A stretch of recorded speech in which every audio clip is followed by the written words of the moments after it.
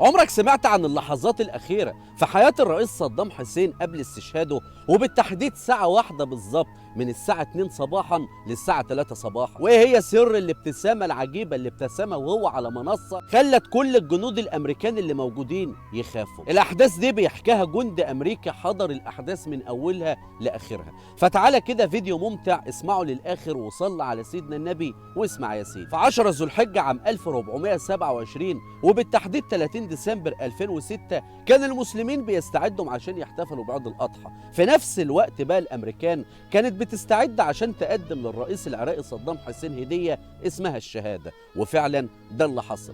جندي أمريكي بقى كتب الأحداث ديت لرسالة لزوجته وصرح بنص الرسالة ديت لجريدة أردنية، بيقول في اليوم ده وحوالي الساعة 2 بالليل بيجي المسؤولين وبيفتحوا الزنزانة بتاع الرئيس صدام حسين عشان يقولوا له اعمل حسابك عشان انت بعد ساعة بالظبط هتنعدم. الرئيس صدام حسين ولا كأنه في دماغه، استغربت من تمسكه ان هو طبيعي ولا اكن في حاجه. هنا بقى الرئيس صدام حسين قال لهم خلاص طالما هتعدموني كمان ساعه انا عايز اكل الوجبه بتاعتي، وفعلا طلب الوجبه المفضله بتاعته كانت عباره عن طبق رز بالدجاج، وبعد ما كل جاب المشروب المفضل اللي كان بيشربه وهو صغير، وده بقى يا سيدي كان مشروب ميه سخنه بالعسل. وبعد كده بقى المسؤولين العراقيين قالوا له قوم يلا خش الحمام عشان كده وانت واقف على منصه الاعدام ما تتبولش ويبقى شكلك محرج قدام الناس. هنا الرئيس صدام حسين بص لهم بصه، خافوا جدا ورفض ان هو يروح الحمام. طلب بقى ان هو يتوضى وفعلا اتوضى وقعد كده على طرف السرير، فتح المصحف اللي كانت زوجته ادته له هديه وبدا يقرا في القران. الساعه 3 الا ربع يعني 2:45 دقيقه بيجي ناس من المشرحه ومحملين تابوت يحطوه جنب منصه الاعدام. الساعه 3 بيخش الرئيس صدام حسين على منصه الاعدام.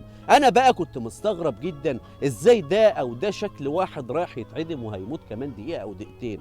كان متماسك جدا وكان جبار ولا كان في دماغه، لدرجه ان هو ارعب الجلادين اللي كانوا ماسكينه. حتى الجلادين كانوا لابسين ماسك كده كان باين عليهم الخوف من ورا الماسك. كان بيبص البصه كده، لو كان واحد من دول مسكه ماسكه كده كان بيبص له البصه كان بيرجع لورا من الخوف زي ما انت شايف في الصوره كده. وهنا بقى الحاجه الوحيده اللي انا ما كنتش مصدقها لما ببص لقيت الرئيس صدام حسين بيبتسم ابتسامه وكانه شايف حاجه قدامه كده وبيبتسم، لدرجه ان انا خفت. وكمان اول ما ابتسم الابتسامه ديت قال التحيه بتاع المسلمين اشهد ان لا اله الا الله وان محمد رسول الله. انا ساعتها خفت وقلت بس يبقى احنا وقعنا في الكمين ووقعنا في الفخ وفي متفجرات وهتفرقع دلوقتي. بيقول كنت هجري من القاعه بس رجعت وتمسكت تاني عشان الساعه 3 و5 او 3 و10 دقايق ينفذوا الحكم ويموت الرئيس ويستشهد الرئيس صدام حسين.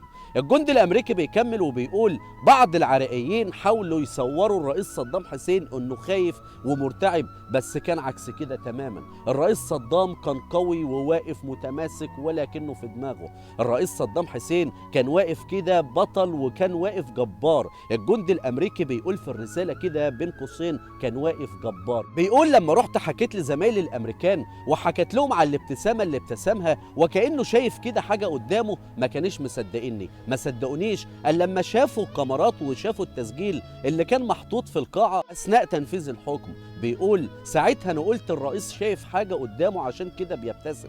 لما سألت بعض العراقيين قالوا لي ان الشهيد بيشوف الجنة قبل ما يموت وما بيحسش بأي ألم اثناء الموت. والعراقيين بيقولوا للجندي الامريكي على فكرة انتوا كده خدمتوا الرئيس صدام حسين، انتوا كده قدمتوا له هدية اسمها هدية الشهادة عشان يستشهد الرئيس صدام حسين في 30 ديسمبر عام 2006 ويقدموا له الامريكان زي ما قلت لك كده في اول الفيديو هدية كده على طبق اسمها الشهادة. يا ريت لو وصلت معايا للثانية دي من الفيديو اوعى تقفل الفيديو الا لما تدعي للرئيس صدام حسين بالرحمة، واعمل شير ولايك للفيديو لو عجبك، واشوفك في فيديو جديد.